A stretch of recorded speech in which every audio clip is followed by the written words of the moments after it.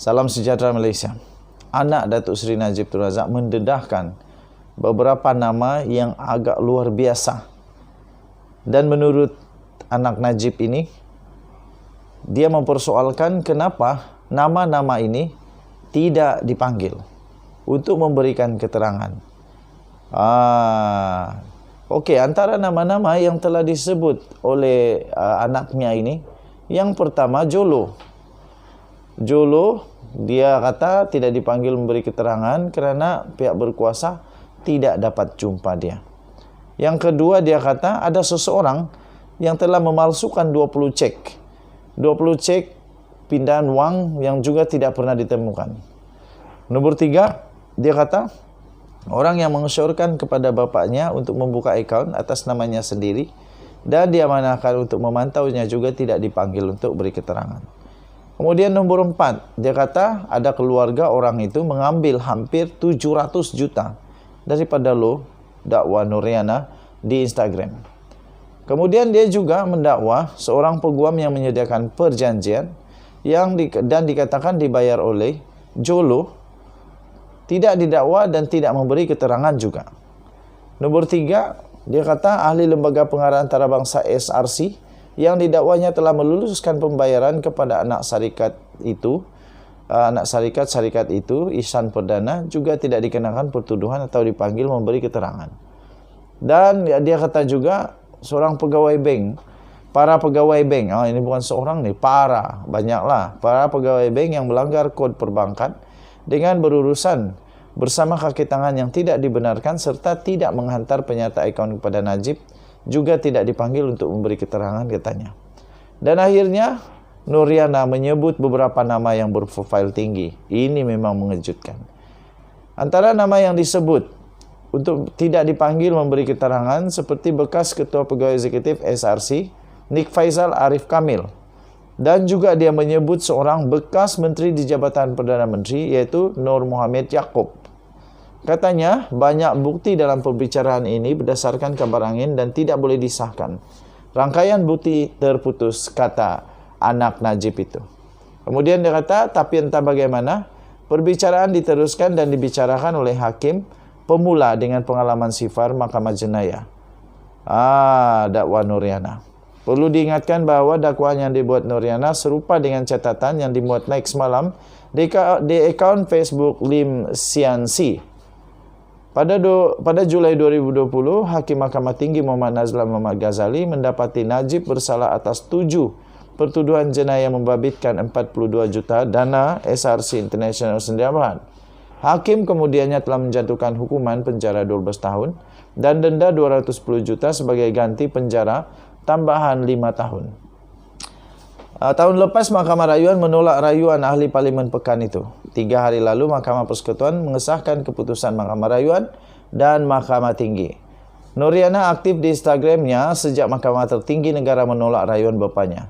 Najib kini sedang menjalani hukuman di penjara kacang. Satu saja soalan saya.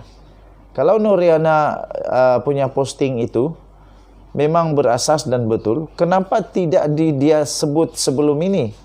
Kenapa peguam-peguam dia tak bising tentang perkara ini sebelum kes ini? Kenapa sekarang baru nak bising? Kenapa dulu di Mahkamah Tinggi Kuala Lumpur tiada perkara ini? Kenapa tidak disiasat awal oleh peguam-peguam dia? Jadi salah siapa sekarang? Hanya persoalan yang perlu dijawab.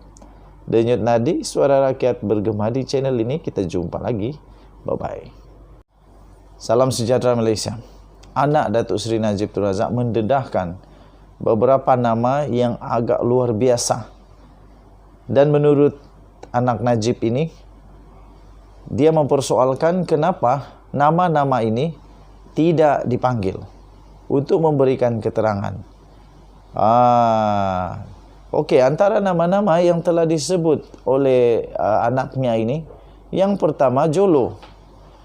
Jolo, dia kata tidak dipanggil memberi keterangan kerana pihak berkuasa tidak dapat jumpa dia.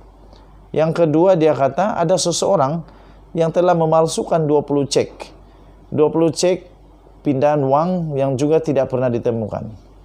Nombor 3, dia kata Orang yang mengesyorkan kepada bapaknya untuk membuka akaun atas namanya sendiri dan diamanahkan untuk memantaunya juga tidak dipanggil untuk beri keterangan. Kemudian nomor 4, dia kata ada keluarga orang itu mengambil hampir 700 juta daripada lo, dakwa Nuriana, di Instagram. Kemudian dia juga mendakwa seorang peguam yang menyediakan perjanjian dan dikatakan dibayar oleh Jolo, tidak didakwa dan tidak memberi keterangan juga. Nomor 3, dia kata ahli lembaga pengarah antarabangsa SRC yang didakwanya telah meluluskan pembayaran kepada anak syarikat itu, Ihsan Perdana, juga tidak dikenakan pertuduhan atau dipanggil memberi keterangan. Dan dia kata juga seorang pegawai bank, para pegawai bank, ini bukan seorang nih, banyaklah para pegawai bank yang melanggar kod perbankan dengan berurusan bersama kaki tangan yang tidak dibenarkan serta tidak menghantar penyata akaun kepada Najib, juga tidak dipanggil untuk memberi keterangan, katanya. Dan akhirnya Nuriana menyebut beberapa nama yang berprofil tinggi. Ini memang mengejutkan. Antara nama yang disebut untuk tidak dipanggil memberi keterangan seperti bekas Ketua Pegawai Eksekutif SRC, Nik Faisal Arif Kamil. Dan juga dia menyebut seorang bekas menteri di Jabatan Perdana Menteri, yaitu Nur Muhammad Yaakob. Katanya banyak bukti dalam pembicaraan ini berdasarkan kabar angin dan tidak boleh disahkan. Rangkaian bukti terputus, kata anak Najib itu. Kemudian dia kata, tapi entah bagaimana, perbicaraan diteruskan dan dibicarakan oleh hakim pemula dengan pengalaman sifar Mahkamah Jenayah. Dakwa Nuriana. Perlu diingatkan bahwa dakwaan yang dibuat Nuriana serupa dengan catatan yang dimuat Naik semalam di akaun Facebook Lim Siansi. Pada Julai 2020, Hakim Mahkamah Tinggi Muhammad Nazlan Muhammad Ghazali mendapati Najib bersalah atas 7 pertuduhan jenayah membabitkan 42 juta dana SRC International Sdn. Hakim kemudiannya telah menjatuhkan hukuman penjara 12 tahun dan denda 210 juta sebagai ganti penjara tambahan 5 tahun. Tahun lepas Mahkamah Rayuan menolak rayuan ahli Parlimen Pekan itu. 3 hari lalu Mahkamah Persekutuan mengesahkan keputusan Mahkamah Rayuan dan Mahkamah Tinggi. Nuriana aktif di Instagramnya sejak Mahkamah Tertinggi Negara menolak rayuan bapaknya. Najib kini sedang menjalani hukuman di penjara kacang. Satu saja soalan saya. Kalau Nuriana punya posting itu memang berasas dan betul, kenapa tidak dia sebut sebelum ini? Kenapa peguam-peguam dia tak bising tentang perkara ini sebelum kes ini? Kenapa sekarang baru nak bising? Kenapa dulu di Mahkamah Tinggi Kuala Lumpur tiada perkara ini? Kenapa tidak disiasat awal oleh peguam-peguam dia? Jadi salah siapa sekarang? Hanya persoalan yang perlu dijawab.